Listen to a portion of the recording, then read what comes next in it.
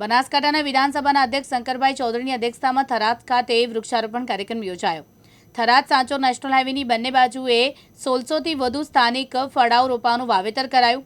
અધ્યક્ષ શંકરભાઈ ચૌધરીએ આ કાર્યક્રમ દરમિયાન જણાવ્યું કે પર્યાવરણનું રક્ષણ કરવું એ આપણા સૌની નૈતિક ફરજ છે।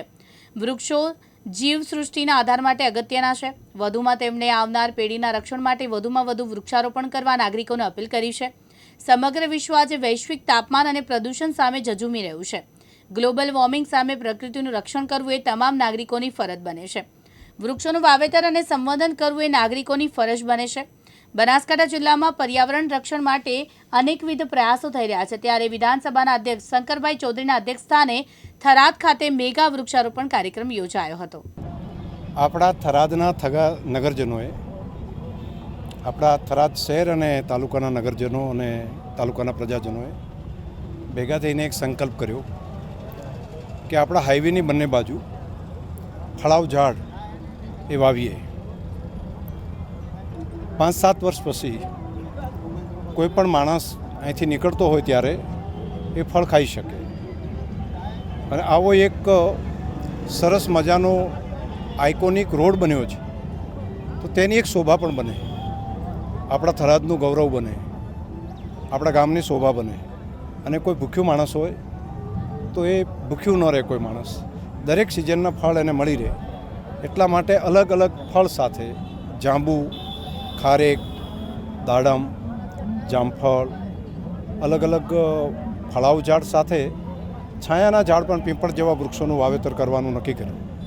અને હું આભારી છું તમામ પ્રજાજનોનો, અનેક સંસ્થાઓનો, કે તેમણે સૌએ સાથે મળીને, અમારા સૌ આગેવાનોનો, કે બધાએ ભેગા થઈને આ સંકલ્પ કર્યો। અને સંકલ્પની અંદર અત્યારે હજારોની સંખ્યામાં પ્રજાજનો જોડાયા છે। લગભગ 2 કિલોમીટર કરતાં વધારે લાંબી લાઈન આ બાજુને આમ જઈએ તો લગભગ 3 કિલોમીટર કરતાં પણ વધારે બંને બાજુ થઈને થશે। એ આખા રસ્તા ઉપર પ્રજાજનો સરકારી તંત્રની સાથે મળીને આ કામને આગળ વધારી રહ્યા છે। સાહેબ, પર્યાવરણ બાબતે લોકોને શું સંદેશ આપો? આપણે બધાનું કર્તવ્ય છે, પર્યાવરણનું રક્ષણ કરવું એ તમારી ને મારી બધાની ફરજ છે। આપણે હવામાંથી ઓક્સિજન લઈએ છીએ, પ્રાણવાયુ લઈએ છીએ, એ વૃક્ષો આપે છે, વૃક્ષના પાંદડા થકી થાય છે। આપણને જે ખોરાક મળે છે ધરતીમાંથી, તો ધરતીનો ખોરાક ઝાડના પાંદડા છે, તો ધરતી માતાનો ખોરાક પણ ઝાડના પાંદડા હોય, ડાયરેક્ટ રીતે પણ આપણને ઓક્સિજન મળતો હોય, ફળ પણ મળે, પંખી, મનુષ્ય, પ્રાણી બધા માટે જીવનનો આધાર એ વૃક્ષો છે। વધુ વરસાદ લાવવા માટે પણ વૃક્ષ જરૂરી છે, તો આપણે સદેહ જ આ કામને કરવું પડે। આપણે જાણકારી હોય છે પરંતુ જાગૃત નથી હોતા, આપણે જાગૃત પણ થવું પડે, માત્ર જાણકારી નહીં, જાણકારી છે તો જાગૃત થઈને આવતી પેઢી, આપણી નવી પેઢી છે, તેને પણ પ્રાણવાયુ જોશે, તેને પણ જીવન જોશે, તો જીવન આપવાનું કામ વૃક્ષો કરે છે। તો વૃક્ષ બચાવવાનું કામ, વૃક્ષ વાવવાનું કામ, વૃક્ષના સંવર્ધનનું કામ આપણે કરવું પડે। આની અંદર જ આપણે પરમાત્માનું સ્વરૂપ જોઈએ, છોડની અંદર જ આપણે રણછોડ જોઈએ, અને આ ઝાડની અંદર આપણે નારાયણનો અવતાર જોઈએ।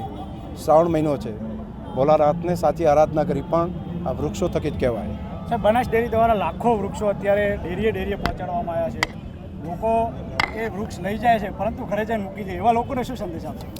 મારી પ્રાર્થના છે, છેલ્લા 10 વર્ષથી જે અભિયાન કર્યું અને જે ફળાવ ઝાડ લઈ ગયા અને વાવ્યા છે, તો આજે આંબા આપણા જિલ્લાની અંદર પહેલાં કેરીઓ નહોતી થતી, અત્યારે કેરીઓ થઈ ગઈ, અત્યારે જાંબુ પણ થઈ ગયા છે, અત્યારે ચંદનના ઝાડ પણ થઈ ગયા છે, જામફળ પણ થાય છે, હવે તો દ્રાક્ષ પણ લોકો વાવવા માંડ્યા છે, દાડમ પણ આપણે ત્યાં થાય છે। તો આ જે અહીંથી આપે છે 100% વાવેતર થવું જોઈએ, અને 100% એનું વાવેતર થાય, 100% એને પોષણ થાય, બાળકની જેમ ઝાડને છોડને ઉછેરીએ તો આવનારી પેઢી એના ફળ ખાઈ શકશે। અર્જુનસિંહ રાજપૂત, દિવ્યાંગ ન્યૂઝ, થરાદ, બનાસકાંઠા।